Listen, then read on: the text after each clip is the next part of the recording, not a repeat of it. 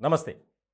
Sir please ఈ ఒక్కసారికి ఒక్క ఛాన్స్ అంటున్నారట వైఎస్ఆర్‌సీపీలోని కొంతమంది సిట్టింగ్ ఎమ్మెల్యేలు.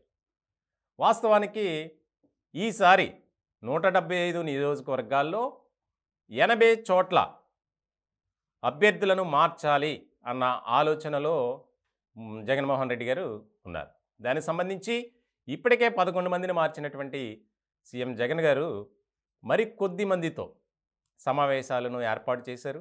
మీకు అవకాశం ఇవ్వకపోవడానికి గల కారణాలేంటి అనే దాని మీద సమగ్రంగా ఆధారాలతో సహా భేటీ నిర్వహించి వారికి వివరంగా చెప్తున్నారట.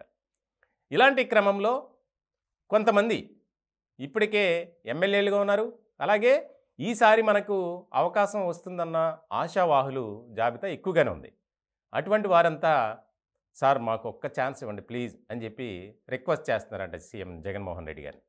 ముఖ్యంగా చాలా కొన్ని ఆశ్చర్యకరమైనటువంటి పరిణామాలు కూడా చోటు చేసుకుంటున్నాయి.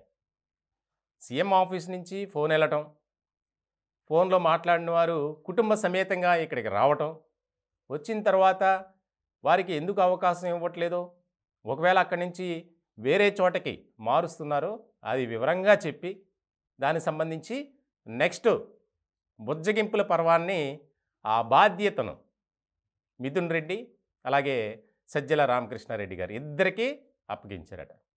ఇలాంటి క్రమంలో ఇటీవల వచ్చినటువంటి పశ్చిమ గోదావరి జిల్లా నుంచి వచ్చినటువంటి ఇద్దరు ఎమ్మెల్యేలు, ఒకటి ఎస్టీ నియోజకవర్గం, ఇంకోటి ఎస్సీ నియోజకవర్గం, వారు సార్ మాకు ఇవ్వకపోయినా పర్లేదు, మా కుటుంబంలో ఎవరికైనా అవకాశం కల్పించండి ప్లీజ్ సార్ అని తెగ బ్రతిమలాడారట.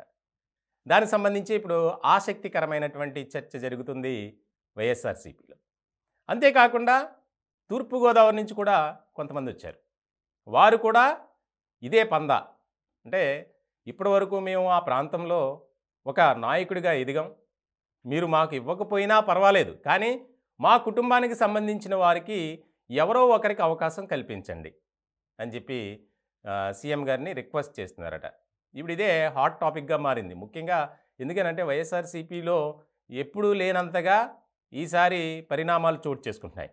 ఇటువంటి క్రమంలో వేగంగా మారుతున్నటువంటి సమీకరణాల దృష్ట్యా ముఖ్యంగా అభ్యర్థులను మార్చాలి అని చెప్పి ఒక నినాదంతో జగన్మోహన్ రెడ్డి గారు ముందుకు వెళ్తున్నారు. ఇట్లాంటి క్రమంలో కొంత వ్యతిరేకత, నిరసన కూడా వచ్చింది. కొంతమంది డైరెక్ట్గానే మాట్లాడుతున్నారు, కొంతమంది అయితే అజ్ఞాతంలోకి వెళ్ళిపోయేటువంటి క్రమంలో కూడా ఉన్నారు. ఇటువంటి సిచ్యువేషన్లో ఏం చేయాలి, ఎలా వీరిని సముదాయించాలి, సరే అవకాశం లేదని చెప్పినప్పటికీ వారు ఈ విధమైనటువంటి ప్లీజింగ్ ఏంటి అన్న దాని మీద జగన్మోహన్ రెడ్డి గారు ఫోకస్ పెట్టారట. ఇప్పుడు ఏం చేయాలి, వీరందరినీ ఎవరికి అవకాశం ఇవ్వాలి అని చెప్పి ఆయన ఒక రకమైనటువంటి చర్చ కూడా చేశారట. ముఖ్యంగా ఆయన సన్నిహితులు ఎవరైతే ఉన్నారో వారితో ఒక రహస్య భేటీ, అంటే తాడేపల్లిలోనే ఒక భేటీ నిర్వహించి ఆసక్తికరమైనటువంటి పరిణామాల మీద చర్చించారట. దానికి సంబంధించి ఇప్పటికీ వైఎస్ఆర్‌సీపీ వర్గాల్లో కూడా తీవ్రమైనటువంటి చర్చ జరుగుతుంది. అంటే మనం అనవసరంగా తప్పు చేస్తున్నామా, ఎన్నికలు ఇంకా తక్కువ సమయం ఉంది, ఇలాంటి సందర్భంలో అభ్యర్థులను మార్చడం కానీ, లేదంటే ఆ నియోజకవర్గంలో అప్పటి వరకు ఉన్నటువంటి సిట్టింగ్ని మార్చి వేరే వారిని తీసుకొచ్చి ఇక్కడ పెట్టడం వల్ల విజయ అవకాశాలు ఎంతవరకు ఉంటాయి అనే దాని మీద ఫోకస్ పెట్టి దానికి సంబంధించినటువంటి బాధ్యతను కొంతమందికి అప్పగించినట్లు కూడా మనకి సమాచారం అందుతుంది.